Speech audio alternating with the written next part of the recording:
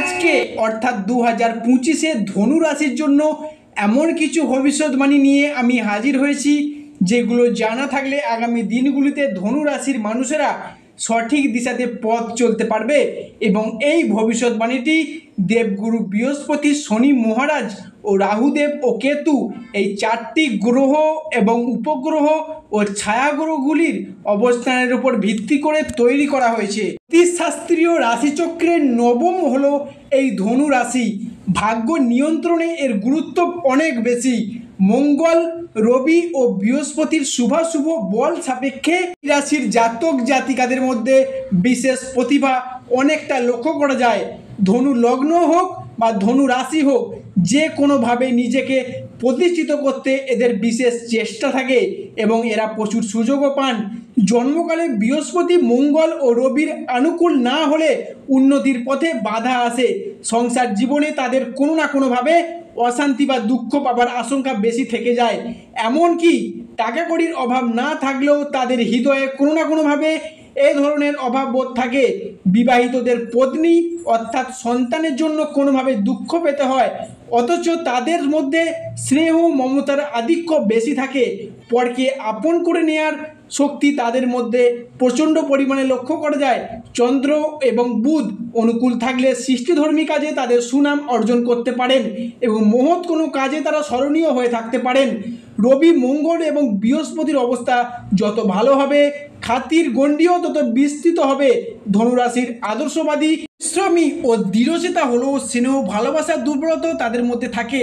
রবি ও বৃহস্পতি তাদের শুভভাবে থাকলেও জীবনে বিশেষ উন্নতি তারা করতে পারেন।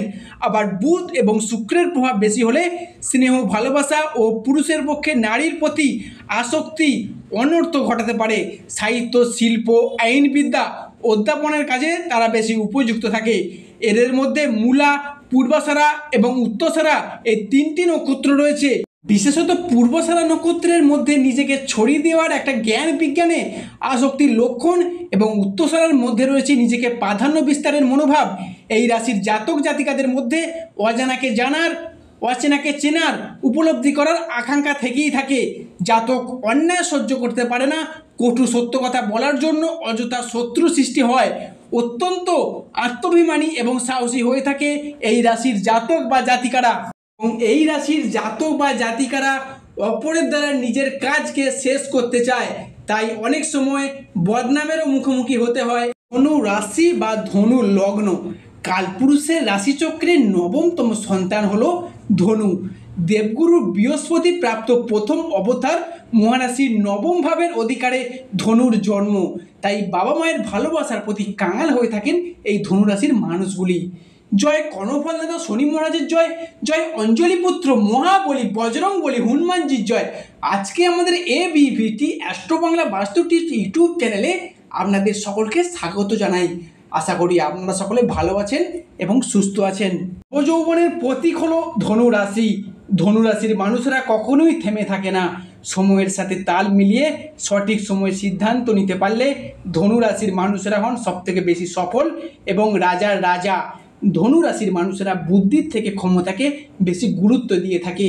তাই অনেক সময় বিনা প্রয়োজনে ক্ষমতা প্রদর্শনের ফলে ধনু রাশিকেও মাঝে মাঝে বিপদে পড়তে হয়। ধনুর মধ্যে রয়েছে যে কোনো কিছুকে সহ্য করে নেওয়ার ক্ষমতা। মন ভোলানো মধুর ব্যবহারে সকলের প্রিয় হয়ে ওঠে এই ধনু রাশির মানুষেরা। প্রচণ্ড লড়াকু স্বভাবের হন এই রাশির মানুষগুলি। প্রচণ্ড অ্যাডভান্স ব্যাপারের মধ্যে থাকতে ভালোবাসেন এনারা। বাস্তবের থেকে কল্পনার দুনিয়াতে স্বপ্নের জাল বুনতে বেশি পছন্দ করে এই রাশির মানুষগুলি। অল্পতে আবার বিচলিত হয়ে ওঠে এদের মন। এই রাশির মানুষের ঘর, জমি, পরিবারকে বুকে ধরে আগলে রেখে বেঁচে থাকতে চায়, কিন্তু ঘর, পরিবার, বন্ধু বান্ধব এদের জন্য যতই ভালো করুক না কেন যথার্থ প্রতিদান কিন্তু এনারা পান না, বরং মাঝে মধ্যে বিনা কারণে বদনামের ভাগিদারও হতে হয়। ধনু রাশির মানুষেরা প্রিয়জনকে সবটুকু দিয়ে ভালোবাসতে জানে।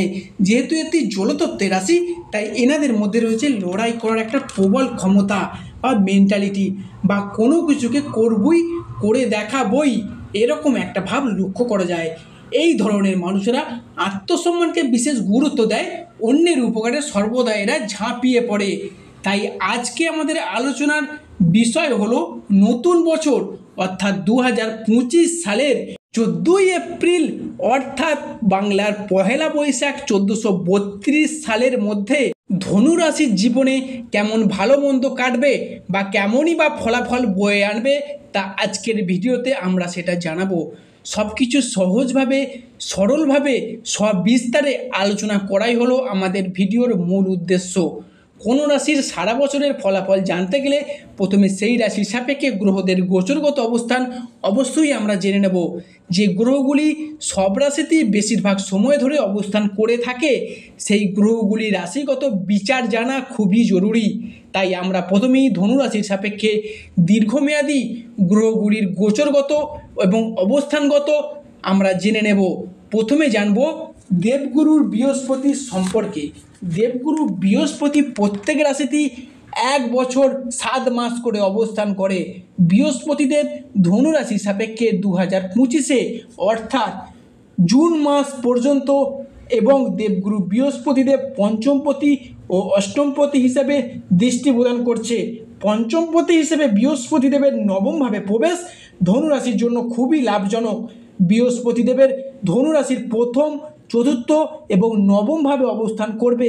সেখান থেকে ধনুরাশির প্রথম ঘরে, তৃতীয় ঘরে এবং পঞ্চম ঘরে দৃষ্টি প্রদান করবে। তাই বৃহস্পতির পক্ষ থেকে ধনুরাশির মানুষের জন্য সর্বপ্রথম যে ভবিষ্যৎবাণীটি উঠে আসছে সেটি হলো বৃহস্পতি যেহেতু প্রত্যেক মানুষের বারচার্টে স্বর্গীয় শুভ গ্রহ, তাই বৃহস্পতিদেব প্রত্যেক মানুষের জীবনে কিছু না কিছু শুভ ফল দিয়েই থাকে বা শুভত্বের সাথে জড়িয়ে থাকে।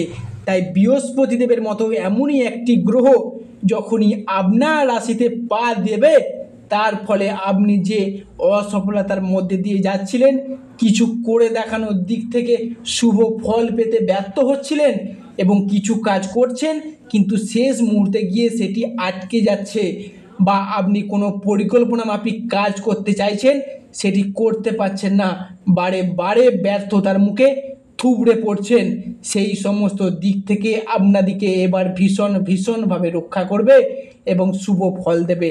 তাই নিজের ক্রিয়েটিভিটিটাকে এবার সবার সামনে তুলে ধরুন, মেলে ধরার সময় এসেছে, কারণ বৃহস্পতিদেবের আশীর্বাদ আপনাদের সাথেই আছে।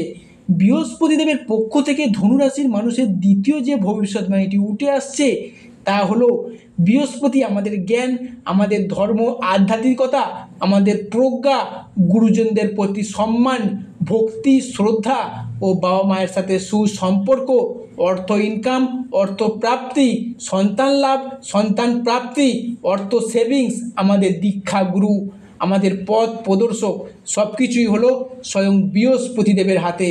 তাই যতদিন বৃহস্পতিদেব ধনুরাশির নবমভাবে ও ভাগ্যভাবে থাকবে ততদিন ধনুরাশির মানুষদের বিভিন্ন ধার্মিক ক্রিয়াকলাপ, ধর্মের প্রতি ভক্তি, যে কোনো মানুষের সাথে সুসম্পর্ক সমস্ত কিছুতে অ্যাক্টিভ থাকবেন এবং অনেকে মামলা মকদ্দমার কাজে চিন্তিত ছিলেন তাদেরও সেই সমস্ত সমস্যার অবসান এবার ঘটতে চলেছে স্বয়ং বৃহস্পতিদেবের আশীর্বাদে।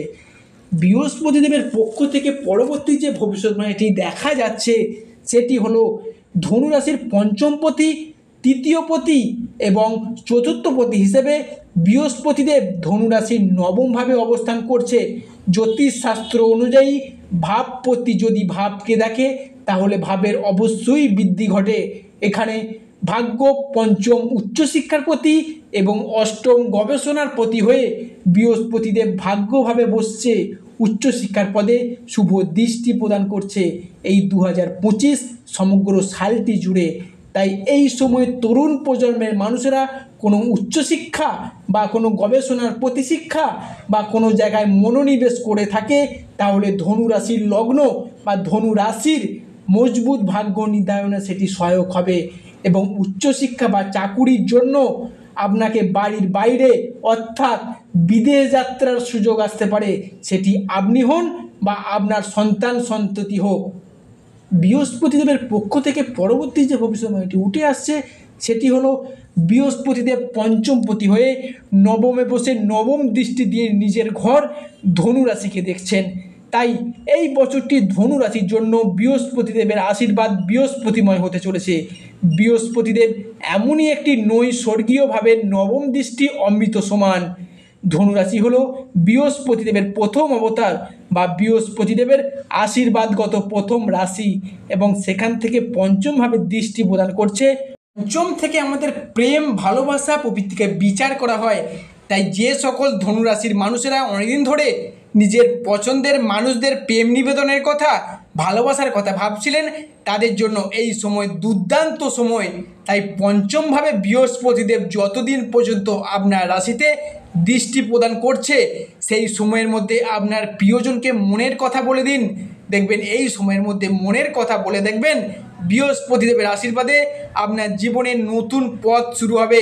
এবং অনেকে বিবাহিত জনিত কারণে নতুন অধ্যায় শুরু করতে পারছিলেন না, বিবাহে বাধা পড়েছিল, সেই সব সমস্যা এবার মিটতে চলেছে স্বয়ং বৃহস্পতিদেবের আশীর্বাদে। এবং যারা বিচ্ছেদের পর নতুন সঙ্গী বা সঙ্গিনীর আশায় ছিলেন, তাদের জন্য বলে রাখি নতুন অধ্যায় শুরু হবেই হবে। বৃহস্পতিদেবের পক্ষ থেকে পরবর্তী যে ভবিষ্যৎবাণীটি উঠে আসছে সেটি হলো যে আপনাদের কর্মের উন্নতি হবে, স্বাস্থ্যের উন্নতি হবে। নানা চেষ্টা করেও যারা কর্মহীন ছিলেন কিংবা কারোর ক্ষেত্রে কর্মসংস্থান হলেও কাজের চাপে কাজ ছেড়ে দিতে বাধ্য হয়েছিলেন বা ছেড়ে দেওয়ার কথাও ভাবছেন, তাদের জন্য বলে রাখি সেই সমস্ত সমস্যার সমাধান এবার হবেই হবে, যেহেতু বৃহস্পতিদেবের আশীর্বাদ আপনাদের সাথেই আছে।